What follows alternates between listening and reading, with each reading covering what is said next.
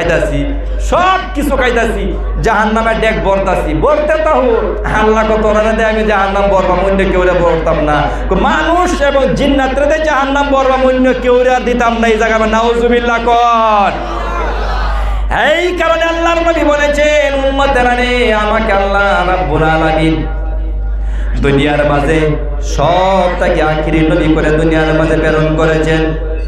সমস্ত নবী রাসূল শুধুমাত্র একখান দাওয়াত দিয়েছে যে আল্লাহকে একমাত্র আল্লাহ ছাড়া কোনো মাবুদ নাই। আমাকে আল্লাহ সেই কামের জন্য দুনিয়ার মাঝে প্রেরণ করেছেন। আমার আপনার নবী দয়ার নবী, মায়ার নবী। এমন একটি সময়, যে সময় মক্কার মানুষের থেকে খারাপ মানুষ মনে করে পৃথিবীর মাঝে ছিলেন না, এমন সময়ের মাঝে আল্লাহর নবীকে আল্লাহ রাব্বুল আলামিন দুনিয়ার মাঝে পাঠাইলেন। আল্লাহর নবী কলিমার যখন দাওয়াত দেওয়া শুরু করলেন, আপন মানুষ যারা ছিলেন নবীজির, সমস্ত আপনেরা নবীজির দুশমন হয়ে গেলেন। আমি আপনাদের সম্মুখে সর্বপ্রথম কোরআন থেকে আয়াত তিলাওয়াত করেছিলাম। এই আয়াতের মাঝে আল্লাহ রাব্বুল আলামিন বলেন, ও দুনিয়ার মানুষেরা, যদি তোমরা আল্লাহকে ভালোবাসতে চাও তাহলে আল্লাহ বলেন, আপনি দুনিয়ার মানুষকে বলে দেন, ওরা যদি আমি আল্লাহকে ভালোবাসতে চাই তাহলে দুনিয়ার মানুষ জানি আপনি নবীকে ভালোবাসেন। যদি আপনি নবীকে ওরা ভালোবাসে তাহলে অটোমেটিক আমি আল্লাহর সাথে ভালোবাসা হয়ে যাবে। তাই এখন আল্লাহর নবী বলেন, আমি দুনিয়ার মাঝে আসলাম শুধুমাত্র কলিমার দাওয়াত নিয়ে। কলিমার দাওয়াত নিয়ে যে সময় কলিমার দাওয়াত দেওয়া শুরু করলেন, দাওয়াত দিতে গিয়া নবীজি কতই মার খাইলেন। কাবা ঘরের সম্মুখে হারাম শরীফের ভিতরে কোন জানোয়ারকে মারা পর্যন্ত হারাম, জানোয়ার মারা যাবে না, কোনো একটি পাখি পর্যন্ত হারাম শরীফের ভিতরে মারা যাবে না। সেই জায়গার মাঝে আমার আপনার নবী দয়ার নবী, মায়ার নবী সিজদার মাঝে পড়েন, আল্লাহর কাছে যখন সিজদা করেন সুবহান রাব্বিয়াল আলা কই ডাক দেন, এমনি সময় মক্কার বেঈমানের দল আল্লাহর নবীর মাথা মুবারকের মাঝে উঠে হুজুরি রেখে দিলেন। আল্লাহর নবী মাথা নাড়াইতে পারে না, আল্লাহর নবী মাথা নাড়াইতে পারে না। এমনি সময় নবীর কলিজার টুকরা মেয়ে ফাতেমা ছোট্ট ছিলেন। ফাতেমা রাদিয়াল্লাহু তাআলা না বাবার এই অবস্থা দেখে সহ্য করতে পারে না, মাথার থেকে বোঝাটা উঠের বোঝাটা টানে আর কান্দে। আল্লাহর নবীর মাথার থেকে যখন বোঝাটা সরাইলেন, দয়ার নবী মায়ার নবী ফাতেমা গান যায় ধরলেন এরকম ভাবে। ফাতেমা ডাক দিয়ে বলেন, বাবা গো, এই মক্কার মানুষদের জন্য আপনি বদদুয়া করে দেন যেন আল্লাহ রাব্বুল আলামিন আপনার সাথে যারা এমন বেয়াদবি করে তাদেরকে যেন বরবাদ করে দেন। আমার আপনার নবী দয়ার নবী মায়ার নবী বলেন, ফাতেমা রে, আল্লাহ রাব্বুল আলামিন আমাকে রাহমাতাল লিল আলামিন করে দুনিয়ার মাঝে প্রেরণ করেছেন। আমি কোন সময় এই মানুষদের জন্য রহমতের বদদুয়া করতে পারি না, আমি তাদের জন্য আযাবের দোয়া করতে পারি না। উল্টা নবী যে দোয়া করেন, আল্লাহ ওরা আমাকে বুঝতে পারে নাই গো আল্লাহ, তাদেরকে তুমি হিদায়াত দাও, তাদের সন্তান দিগকে তুমি মুসলমান বানায় দিও। এই ছিলেন আমার আপনার নবী, কত কষ্ট করেছেন। মক্কার থেকে মদিনায় হিজরত করলেন। তাইফের ময়দানের ওয়াকিয়া আমাদের সবারই জানা আছে।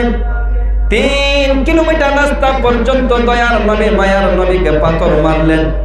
পাথর খায় আমার নবী কোন সময় জমিনের মাঝে পড়ে, কোন সময় উঠে, কোন সময় দৌড়ায়। এরকম সময় আল্লাহর নবীর মাথার শরীর থেকে রক্ত লাল লাল হয়ে গেলেন। নবীজির জুতা মুবারক পর্যন্ত রক্ত দিয়ে লাল হয়ে গেলেন।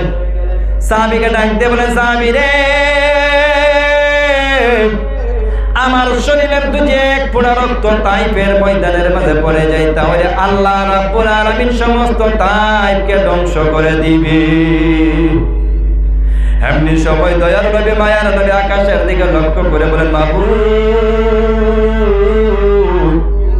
কি মানুষের কাছে আমার পাঠাইলা গো আল্লাহ? মক্কার মানুষে মারলো, আমি তাইফে আসলাম, তাইফের মানুষ আমাকে এমন কষ্ট দিয়েছে গো আল্লাহ, কাউ কাছে বলতে পারি না গো আল্লাহ, তোমার কাছে বললাম, তোমার কাছে ফরিয়াদ করলাম। আসমান থেকে জিব্রাইল বলেন, ওগো আল্লাহ, নবীজির কষ্ট আর দেখা যায় না। আল্লাহ বলেন, জিব্রাইল যা, আমার নবী যা বলে তোমাকে তুমি কিছু করো। আকাশের নিচে দেখা যায় জিব্রাইল আগমন। জিব্রাইল নবীকে সালাম দিয়া বলেন, ইয়া রাসূলুল্লাহ, ইয়া হাবিবাল্লাহ, আপনার কষ্ট সহ্য করা যায় না গো নবীজি। ও নবী গো, একবার বলেন আপনি যে আমি জিব্রাইল তাইফের দুই পাশের দুইটি পাহাড় দিয়ে এমন করে চেপটা দেব, সমস্ত তাইফবাসীকে বরবাদ করে দিব।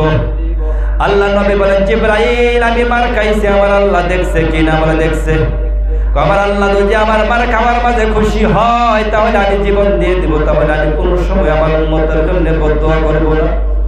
আল্লাহ নবী হাত দুইটা উপর দিয়ে বলে, আল্লাহ গো, কি মানুষের কাছে পাঠাইলে আল্লাহ, আমাকে জিল্লো না, আমাকে মারলো, এমন মারা মারলো গো আল্লাহ, আমি মক্কার জমিনে গিয়ে যে আমার মা নাই, বাবা নাই, কার কাছে গিয়ে আমি বলবো, কার কাছে গিয়ে আমার দুঃখটা আমার বলবো? বলে, আল্লাহ তোমার কাছে আমার দুঃখ বয়ান করলাম আল্লাহ, তবু কিন্তু তোমার কাছে একখান বলি, আল্লাহ আমি দুঃখ বলেছি কিন্তু আমার উম্মতের আযাব দেওয়ার কথা বলি নাই। সুবহানাল্লাহ কোন। আপনি সবাই নবীজি বলেন, আল্লাহ এই তাইফবাসী মানুষকে তুমি হিদায়াত দান করো, তারা আমাকে চিনতে পারে নাই, বুঝতে পারে নাই। একদিন তাইফের থেকে এমন মানুষ জন্ম হবে যে তাইফের মানুষের আমার কলিমার দাওয়াত দিবে। এই তাইফের মধ্যে থেকে মুহাম্মদ বিন কাসিম হিন্দুস্তান পর্যন্ত যিনি কলিমার দাওয়াত নিয়ে আসছেন, আল্লাহর নবী বলে দিয়েছিলেন তাইফের থেকে এমন মানুষ জন্ম নেবে যারা আমার কলিমার দাওয়াত দিবে।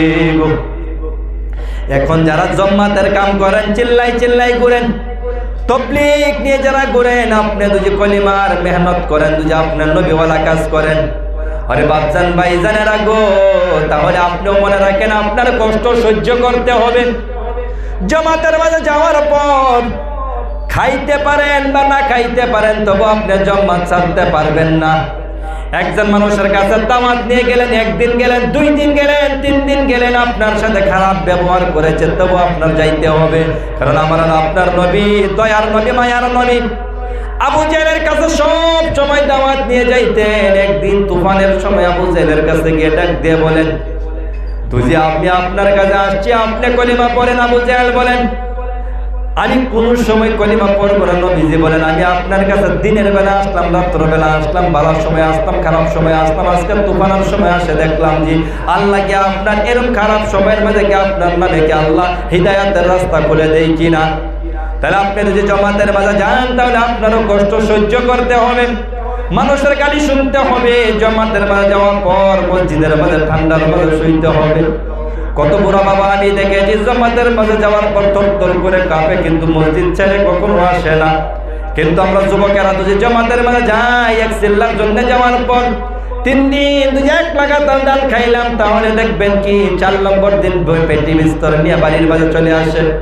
আরে বাপজান ভাইজানেরা, নবীওয়ালা কাজ অত সহজ নয়।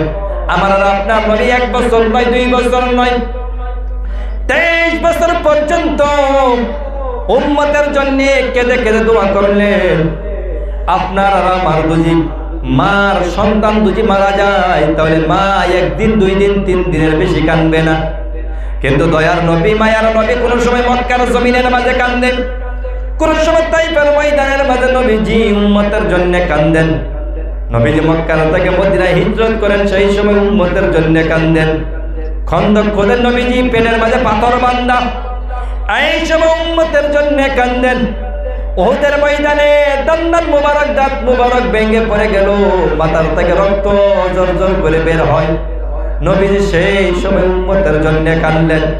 আরে বাপজান ভাইজানেরা গো, এই নবী আপনি আমি কেমনে ভুলে গেলাম? মনে রাখবেন কিয়ামতের দিন আমার আর আপনার নবী বিনা আপনার আর আমার কেউ আর হবে না। বাবা আপনার কাজে আসবে না, মা আপনার কাজে আসবে না, ভাই আপনার কাজে আসবে না। আমি বলি না, আল্লাহ নিজে বলে দিয়েছেন, ইয়াউমা ইয়াফিরুল মারউ মিন আখি ওয়া উম্মিহি ওয়া আবি ওয়া সাহিবাতিহি ওয়া বানি।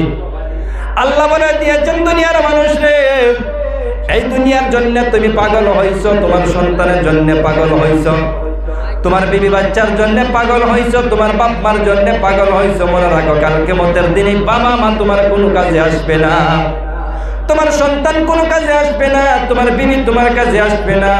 বাচ্চান ভাইজানেরা, বিবি তো দুনিয়ার মাঝে থাকাকালীন আপনাকে লাত্তি মারে চলে যায়, তার হাসরের ময়দানের মাঝে আপনার জনের সাথে কেমন ভাবে যে সে থাকবে, কত লোক থাকবে, সেইটা আমি আর আপনি এখন বলতে পারি না।